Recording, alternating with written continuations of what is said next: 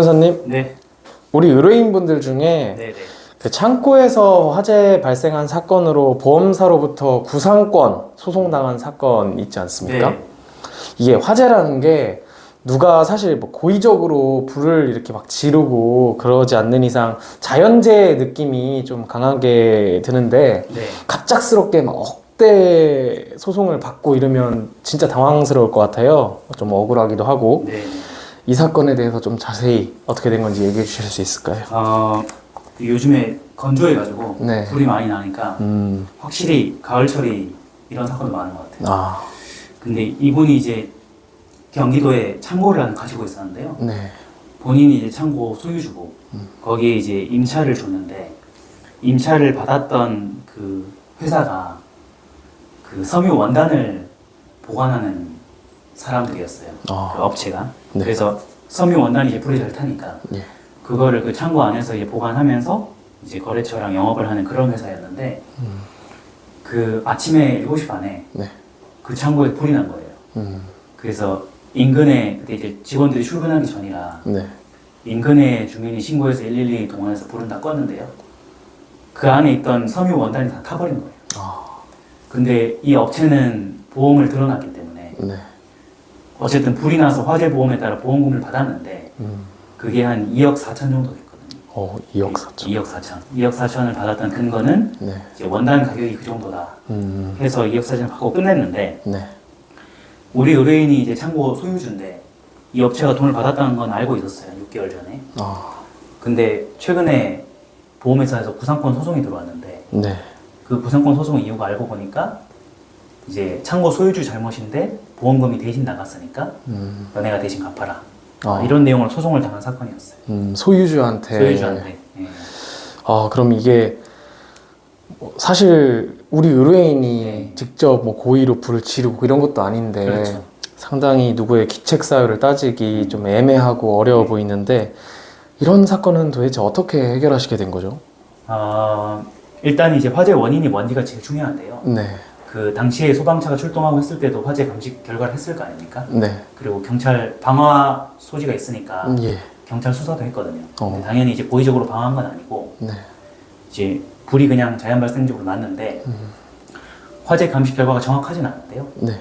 그 화재가 최초 발화했던 발화점은 나왔어요. 그 발화점이 이제 창고 내부가 아니고 네. 창고 옆에 전신주가 있었는데 그 전신주에서 창고로 연결하는 걸 인입선이라고 하거든요. 네. 거기서 최초 발화했다는 건 드러났어요. 아, 그리고 아침에 불이 났는데 그 직원들한테 물어보니까 전날 퇴근할 때 이제 본인들이 해야 될 건 다 했었다. 네. 그런 것들을 이제 주장하고 증명이 됐기 때문에 그래서 화재 원인이 우리 의뢰인인 창고 소유주한테 불리하다면 조정으로 가는 게 맞고 유리하다면 끝까지 법리 판단을 받는 게 맞는데 저 결론부터 먼저 말씀드리면 완전 유리하지 않다고 판단했어요. 네. 그래서 조정으로 갔던 거죠. 우리 의뢰인에게는 완전히 유리한 건 아니기 네네. 때문에 조정으로 네네. 좀 방향성을 잡으신 거게 그렇죠. 맞다는 거죠. 네.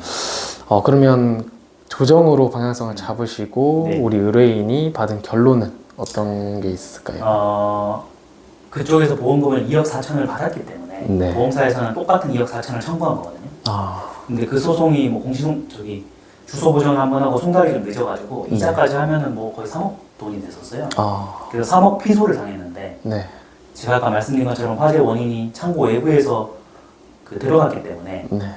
임차인 잘못보다는 창고 소유주의 과실로 판단될 가능성이 좀 있어서 그래서 조정을 잡았다고 말씀드렸고 네. 저희가 조정 가서 저희 보험사 담당자가 오거든요. 담당자 변호사님이 이제 거래해준 변호사님인데 네. 저희가 그걸 노렸어요. 사실은 보험사에서 돈을 받는 게 개인 주머니에 들어가는 건 아니잖아요. 네네. 그래서 보험사는 사실 의외로 몇십억, 몇백억을 다루기 때문에 예. 한 사건에 몇 억이나 몇 천만 원에 의외로 민감하지 않을 수 있다. 그래서 실제 개인으로 보면 2억 4천, 3억이 엄청 큰 돈인데 네네. 그렇죠. 보험사에서는 몇 천만 원이 작을 수 있기 때문에 과감하게 우리가 조정을 해보자. 그래서 소송 금액이 2억 4천 이자까지 하면 3억이 넘었는데도 어쨌든 일부 우리 잘못을 먼저 인정한 다음에 네. 최대한 감액해서 1억 이하 1억 이하로 낮추는 게 목표였고요. 그래서 1회 조정에서 바로 우리는 5천만 원 이상은 힘들다. 네. 그렇게 나갔더니 다행스럽게도 보험사에서 5천만 원은 아니지만 6천만 네. 원으로 조정에 응해줘서 네. 2억 4천만 원에다 이자까지 하면 3억이 넘는데 6천만 원을 만들었으니 와. 거의 3억을 이긴 거하고 똑같잖아요. 네. 그래서 조정을 빨리 끝낸 케이스였어요. 네. 변호사님께서 우리 의뢰인이 완전히 유리한 건 아니다라는 판단을 빠르게 내리셨고 그렇죠. 거기에 지연 손해금까지 원금에 더하다 보니까 3억 이상이라는 금액 개인한테는 상당히 부담이 많이 되는 금액인데 그럼요. 이 금액을 2억 5천 이상 감액을 해서 네. 6천만 원에 최소화 시키면서 진짜 이게 조정으로 했으니까 네. 시간도 최대한 단축시키고 또 변호사 수임이나 비용 같은 것들도 정말 지출을 최대한 절감시켜 맞아요. 주신 거네요. 이게 이제 그 변호사가 법리적인 다툼에만 몰입하거나 네. 잘못된 확신을 가져버리면 네. 이길 수 있다는 확신을 객관적인 자료가 있음에도 불구하고 자기가 어떤 열정에 넘쳐서 잘못된 과도 확신을 가져버리면 네.